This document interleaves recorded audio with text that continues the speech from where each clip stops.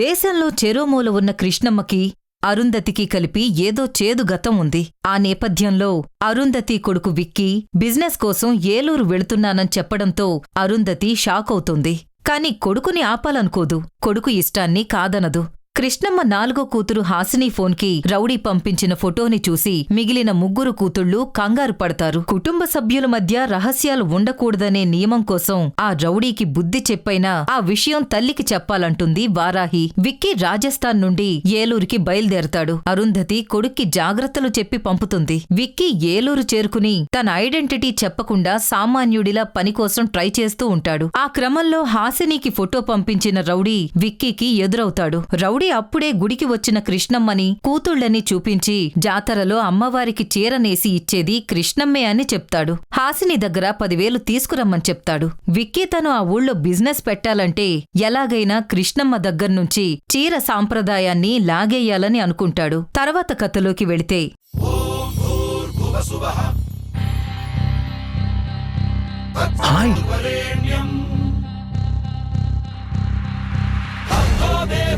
డబ్బులు తెచ్చావా? అక్క అదిగో అక్క, వాడే అనుకుంటా. డబ్బులు తెచ్చావా అని సైగ చేస్తున్నాడు.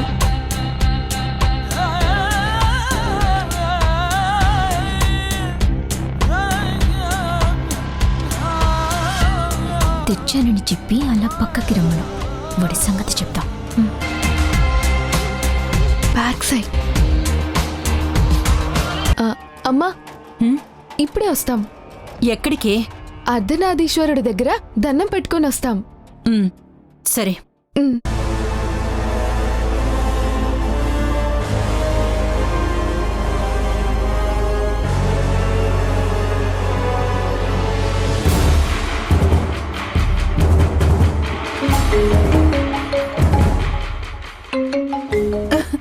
హలో విక్కీ బేటా. హలో అమ్మా. ఎలా ఉన్నావు నాన్న? అక్కడ నీకేం ప్రాబ్లం లేదు కదా? Is everything okay? అమ్మా, ఇక్కడంతా బాగానే ఉంది. నువ్వేం కంగారు పడకు. నేనిక్కడ చాలా బాగున్నాను. ఏంటి, నా కాల్ కోసం వెయిట్ చేస్తున్నావా? అవును. నేను మాత్రం నువ్వు వెయిట్ చేస్తున్నావు కాల్ చేయలేదమ్మా. నీకు గుడ్ న్యూస్ చెప్పడానికి చేశాను. గుడ్ న్యూసా? అవునమ్మా. ఈ ఊర్లో మన బిజినెస్ ఎంపైర్ బిల్డ్ చేసే ఒక ఎక్స్ట్రాడినరీ ఆపర్చునిటీ దొరికిందమ్మా. ఇంత త్వరగానా? అమ్మా, నేను నీ విక్కీని. ఈ విక్కీ ఏదైనా అనుకున్నాడు అంటే ఆలస్యం చేయడని నీకు తెలుసు కదా. పొద్దున్నే పని మొదలు పెట్టాను. గంటలో అవకాశాన్ని క్రియేట్ చేసుకున్నాను. Wow, congrats Vicky. కానీ ఇక్కడ నేను సక్సెస్ అవ్వాలంటే దానికి నీ హెల్ప్ కావాలమ్మా. చెప్పు, ఏం చేయమంటావ్? అర్జెంటుగా బంగారంతో నేసిన చీర కావాలి. గోల్డెన్ శారీయా? ఎందుకు విక్కీ? అమ్మా, ఇక్కడ ప్రతి సంవత్సరం దుర్గమ్మకు జాతర చేస్తారంట. ఆ జాతరలో ఒక ఆవిడి అమ్మవారికి చీర పెడతారట. ఆ గుడ్విల్ ఉండడంతో ఊరి వాళ్ళంతా ఎక్కువగా ఆవిడ దగ్గరే చీరలు కొంటారంట. అందుకని ఈసారి అమ్మవారికి ఆ చీర మనమే పెట్టామంటే ఊరందరికీ మన బిజినెస్ గురించి తెలుస్తుంది.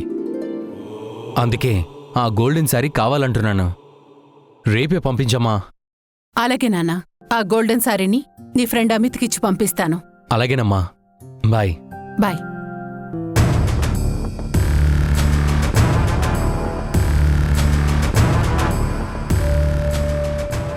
అరుంధతి ఇప్పుడు హ్యాపీయా? లేదు పిన్ని, విక్కీ తిరిగొచ్చేంత వరకు నేను హ్యాపీగా ఉండలేను. అదేమిటి అరుంధతి? నా జీవితాన్ని ప్రశ్నగా మార్చిన నేల మీద నిలబడి గెలుస్తానమ్మా అంటున్నాడు. ఎందుకో నాకది బావుంది బాబాయ్. వాడు గెలిస్తే బహుశా నా మనసులో ఉన్న వెలితి కాస్త తగ్గుతుందేమో.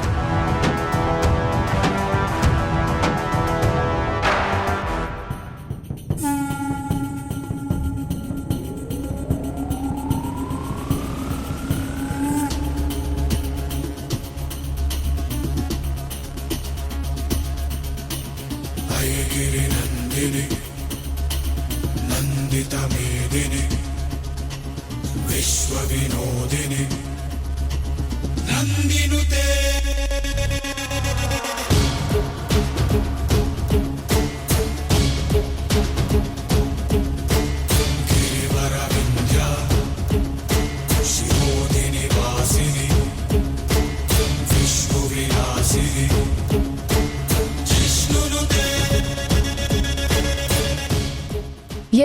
నన్నే బ్లాక్మెయిల్ చేస్తావా?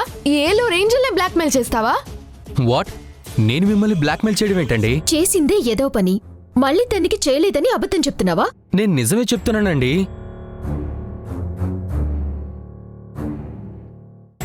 అక్క, వీడితో మాటలు అనవసరం. ఇప్పుడే పోలీసులకి కాల్ చేస్తానుండండి. పోలీసులేంటండి? అమ్మయ్య, మనం తప్పించుకున్నాం. అసలు మీరెవ్వరో కూడా నాకు తెలీదండి. నేను ఈ ఊరికి కొత్తగా వచ్చాను. నాటకాలు ఆడుకు. నేనెవరో తెలియకుండానే నన్ను చూసి డబ్బులు అని సైగ చేశావా? అలా చేస్తే మీరు నాకు డబ్బులు ఇస్తారని అదిగో వాళ్ళు చెప్పారు, అందుకే చేశాను.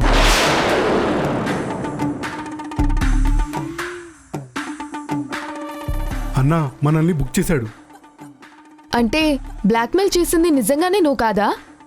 అంటే వాళ్ళు మిమ్మల్ని బ్లాక్మెయిల్ చేశారా? అవును. 10,000 ఇవ్వకపోతే నా ఫోటో వైరల్ చేస్తానని బెదిరించాడు కూడా.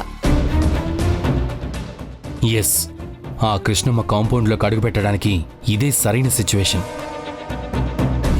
హేయ్, ఇలా రా. నిన్నేరా.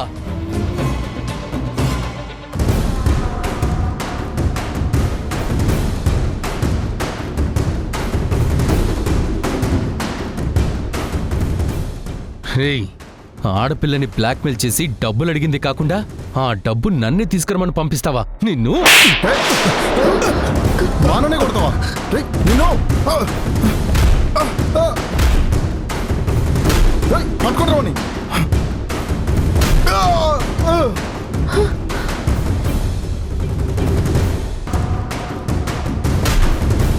ఓం ఆపదామ భర్తారం దాతారం సర్వసంపదాం లోకాభిరామం శ్రీరామం భూయో భూయో నమామ్యహం. పంతులు గారు, అర్ధనారీశ్వర విగ్రహం దగ్గర గొడవ జరుగుతుంది. పదండి. రండి.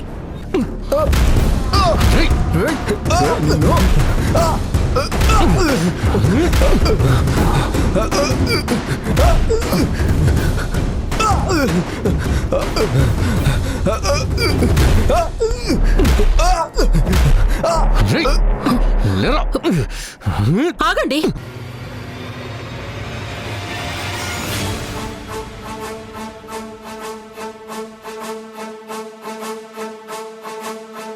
ఇది గుడి అనుకుంటున్నారా, లేకపోతే మీరు గొడవలు పడ్డానికి అడ్డా అనుకుంటున్నారా? నేనేమి వీణ్ణి కావాలని కొట్టడం లేదు. మీ అమ్మాయిని బ్లాక్మెయిల్ చేశాడు కాబట్టి కొడుతున్నాను.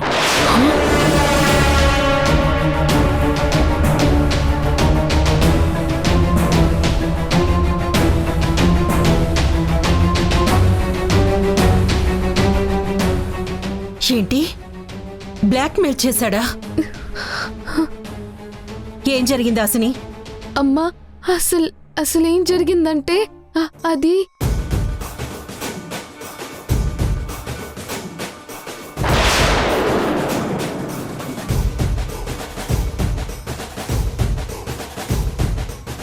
$10,000 క్యాష్, నో వైరల్.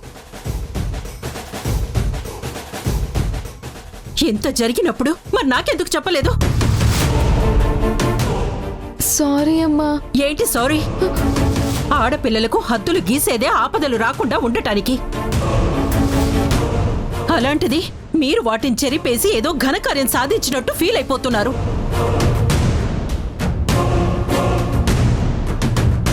తప్పు చేసింది వీడైతే పాపం వాళ్ళనంటారేంటండి?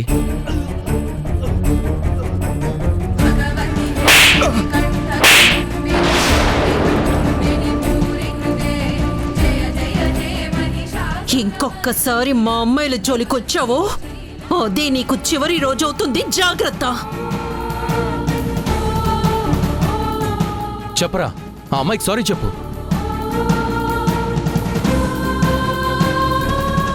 సారీ అమ్మా, దయచేసి నన్ను క్షమించండి. చచ్చిన ఇంకెప్పుడు ఇలాంటి పని చేయను. చేస్తే నిజంగానే చేస్తావు. వెళ్ళ.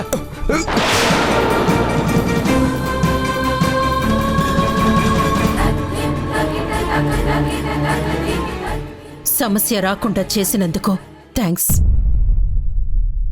పదండి. ఇంత పెద్ద సహాయం చేస్తే అంత చిన్న థ్యాంక్స్ చెప్పి వెళ్ళిపోతున్నారేంటండి? ఇంకేం చేయాలి? అంటే అది నీ వాలకం చూస్తుంటేనే అర్థమవుతుంది. నువ్వేదో ఆశించే చేశావని. నేను ఆశించి చేసిన అవసరానికి చేశానండి. అంటే నేను చాలా ఇబ్బందుల్లో ఉన్నానండి.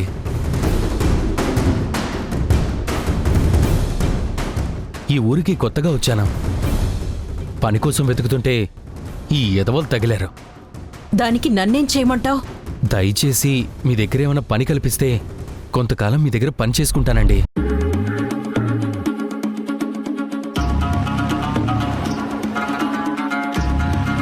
నువ్వు ఆడపిల్లవై ఉంటే అరక్షణం కూడా ఆలోచించకుండా సాయం చేసేదాన్ని. కానీ మగాడివైపోయావు. ఆలోచించినా పని ఇవ్వను.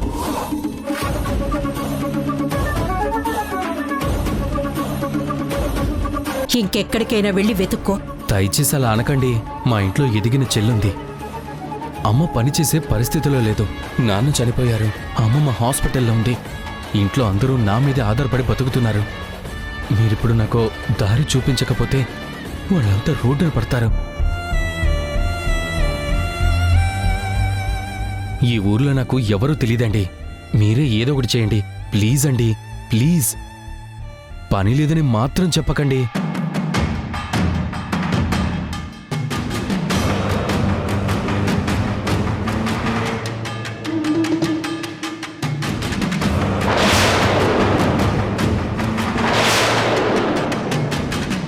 పాపమమ్మా, చూస్తుంటే అమ్మాయి గుడిలా ఉన్నాడమ్మా. పైగా నాకింత హెల్ప్ చేశాడు. ఏదో ఒక పని ఇవ్వచ్చు కదమ్మా. మగవాళ్ళని నమ్మకూడదని మన నియమమమ్మా. కానీ ఈరోజు మన హాసిని నలుగురిలో అల్లరిపాలు కాకుండా ఉందంటే దానికి కారణం అతనే కదమ్మా. నీకు చెప్పేంతటి దాన్ని కాకపోయినా చెప్పాలనిపించింది. ఒక్కసారి ఆలోచించమ్మా. మంచి చేసిన వాళ్ళకి మంచి చెయ్యాలని ఎప్పుడు చెప్తూ ఉంటావు కదమ్మా.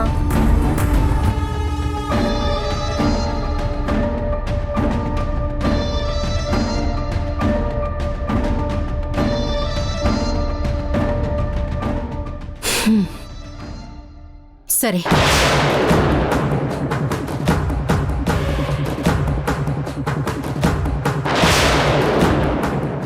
నాకంటూ కొన్ని కండిషన్స్ ఉన్నాయి. అవి పాటిస్తేనే నువ్వు పనిలో ఉంటావు. చాలా థ్యాంక్స్ అండి. నువ్వు నచ్చకపోయినా, నీ పద్ధతులు నచ్చకపోయినా వెంటనే పనిలో నుంచి తీసేస్తాను. అర్థమైందా? మనం పాటించే నియమాల గురించి చెప్పండి. అతను ఇంట్లోకి రాకుండా చూసుకునే బాధ్యత మీదే. పదండి.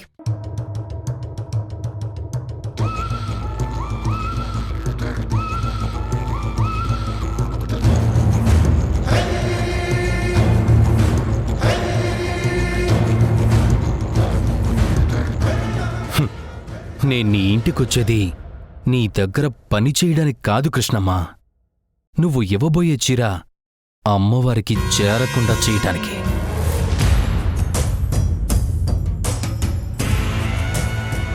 తొందరగా కానివ్వండి.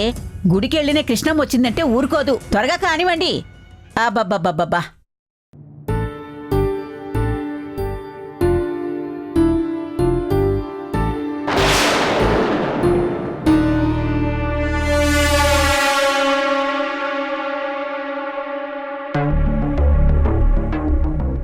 ఒరే, ఎవడ్రా నువ్వు? ఆగో. వీళ్ళ వెనకొస్తున్నావేంటి? ఏంటి కృష్ణమ్మ, చూసుకోలేదా? కంగారు పడకమ్మమ్మా, ఇతన్ని మేమే తీసుకొచ్చాం. మన ఇంటి దగ్గర పని చేయడానికి ముసలి. ఏంటి, మన ఇంటి దగ్గర మగాళ్ళు పనిచేయడమా? ఏమైంది కృష్ణమ్మ? ఏంటి విచిత్రం? విచిత్రం కాదులే పిన్ని. ఈ అబ్బాయి ఇంట్లో పరిస్థితి బాలేదట. పైగా ఇదిగో ఈ చిన్నది చేసిన పనికి ఓ సమస్య వస్తే ఈ అబ్బాయే బయటపడేశాడు. అసలు ఏం జరిగిందమ్మా? లోపలికి వెళ్ళి మాట్లాడదాం. వారాహి, ఇతనికి ఏ పని అప్పచెప్తావో అప్పచెప్పు. అలాగేనమ్మా. పద. ఏంటమ్మా నువ్వు? పద. ఇదిగో పార్వతి, మీరు లోపలికి వెళ్ళి పని చూసుకోండి. అట్టగేనమ్మా. రావే. ఇదిగో ఆ చీరలన్నీ నీట్గా మడతపెట్టి ఆ బాక్సులో పెట్టు. దాని తర్వాత ఏం చేయాలో నేను మళ్ళీ చెప్తాను. తెలుసుగా, గడప దాటి లోపలికి రాకూడదు. అలాగేనండి. గుడి దగ్గర మీరు చెప్పారుగా, మీ మాట తప్పకుండా పాటిస్తాను.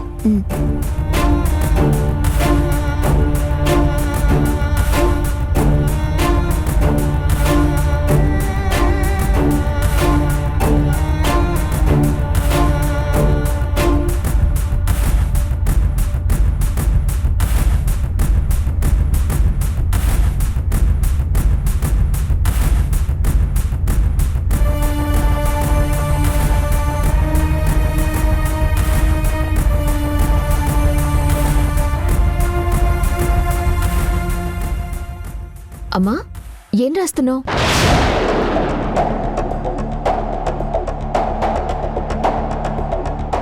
దేవుడి దగ్గర నిలబడి రాస్తుందంటే అది ఖచ్చితంగా కొత్త నియమం అయి ఉంటుంది.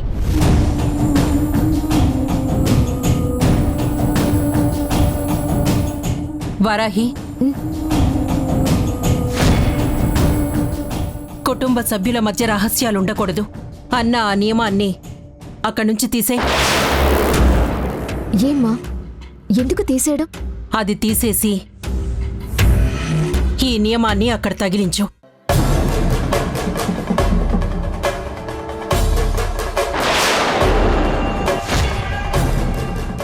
నా బిడ్డల్ని మించిన నమ్మక ద్రోహులు లేరు.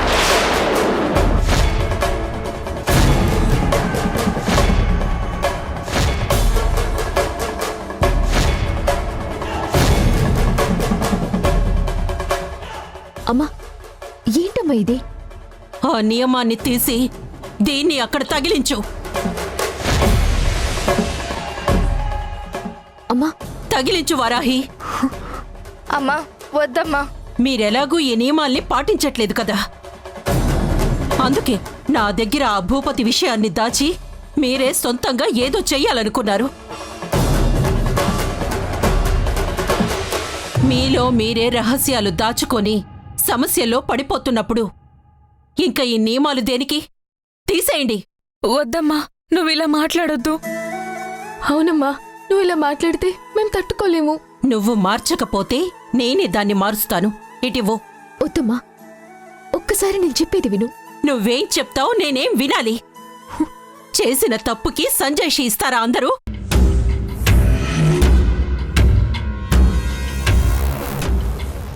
అసలు మీరు చేసిన తప్పుకి నేను శిక్ష అనుభవిస్తే తప్ప మీకు తెలిసి రాదు.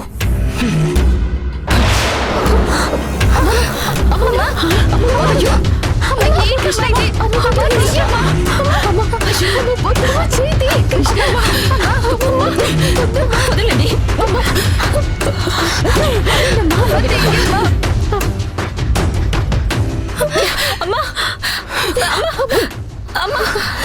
అమ్మా, ఏంటమ్మా ఇది? ఎందుకలా చేసావు?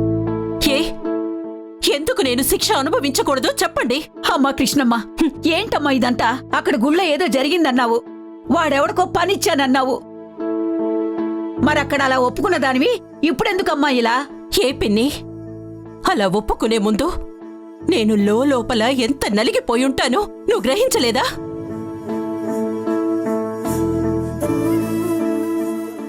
మగాళ్ల వల్ల జీవితంలో ఎంత నరకం అనుభవించానో నీకు తెలీదా? అలాంటి నేను ఒక మగవాడికి మన పంచన చేరటానికి అవకాశం ఇచ్చానంటే కారణమేంటి? నా నలుగురు కూతుళ్ళు చేసిన పని కాదా? మన మధ్య రహస్యాలే ఉండకూడదని నేను నియమం పెడితే దాన్ని దాటారు వీళ్ళు. అది వీళ్ళు చేసిన నమ్మక ద్రోహం కాదా?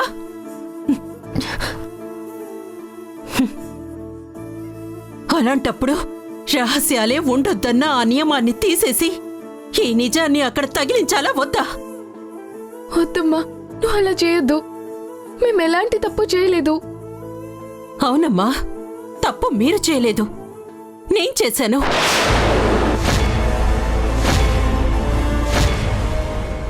జాగ్రత్త గల మనుషులు ఎప్పుడో గాని తప్పు చెయ్యరంటారు. నేను జాగ్రత్తలు చెప్తూ తప్పు చేస్తున్నానని తెలుసుకోలేకపోయాను. ఎన్ని రోజులు మీతో ఈ నియమాలు చదివిస్తుంటే ఇవి మీ మనసుల్లో ముద్ర వేసుకుంటున్నారనుకున్నాను.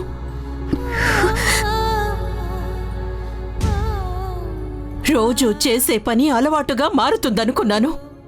అలవాటు నడవడిగా మారుతుందనుకున్నాను. కానీ మీ పెదాలు మాత్రమే వీటిని పలుకుతున్నాయని, మీ మనసులు వేరేవేవో మాటలు వెతుక్కుంటున్నాయని తెలుసుకోలేకపోయాను. అమ్మా ప్లీజ్, నువ్వు అలా మాట్లాడద్దు. నువ్వు పెట్టిన నియమాలన్నీ మా మనసులోనే ఉన్నాయి. అవునమ్మా, లేదంటే ఇన్నేళ్లలో ఎప్పుడైనా ఈ నియమాలు దాటామా? ఇప్పుడు దాటారు. ఈరోజు ఒక్క నియమం దాటారు, రేపు మొత్తం దాటుతారు. అందుకే మీరు దాటిన నియమాల్ని మీకు గుర్తు చేశాను.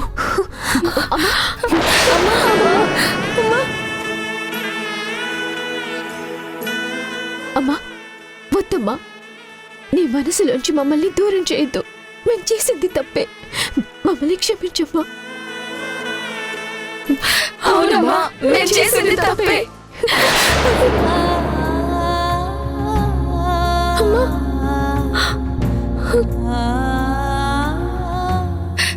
మేం నీకు నమ్మక ద్రోహం చెయ్యాలని నిజం దాచలేదు, నిన్ను బాధ పెట్టకూడదనే దాచాం. ఇంకెప్పుడు ఎవ్వరం నియమాలు దాటం. మేమా భూపతికి బుద్ధి చెప్పాక నీతో నిజం చెప్పేద్దాం అనుకున్నామమ్మా. ఇప్పుడు నువ్వు ఇలా మాట్లాడి ఆ నియమాన్ని మార్చేస్తే ఆ అవమాన భారంతో చచ్చిపోతాం. అవునమ్మా, మేము చచ్చిపోతాం. మమ్మల్ని క్షమించకపోతే మేము చచ్చిపోతాం. నిజమమ్మా, ఇంకెప్పుడు ఇలాంటి తప్పు చేయము.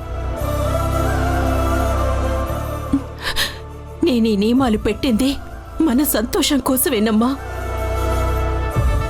5 వేళ్ళు కలిసుంటేనే బలం, బలం ఉంటేనే సంతోషం. బలహీన పడితే బాధే. మీరు బాధపడ్డం నేను చూడలేనమ్మా. నువ్వు బాధపడటం కూడా మేము చూడలేమమ్మా. అవునమ్మా. గుర్తుపెట్టుకోండి, బడిలో నేర్చుకున్న పాఠాలని మర్చిపోయినా జీవితం నేర్పించిన గుణపాఠాలని మర్చిపోకూడదని ఈ నియమాలని రాశాను. దేవుడితో సమానంగా వాటిని గుర్తుంచుకోవాలని చెప్పటానికే వాటిని దేవుడితో పాటు పెట్టాను. ఇకనైనా ఇలాంటి తప్పు జరగనివ్వకండి.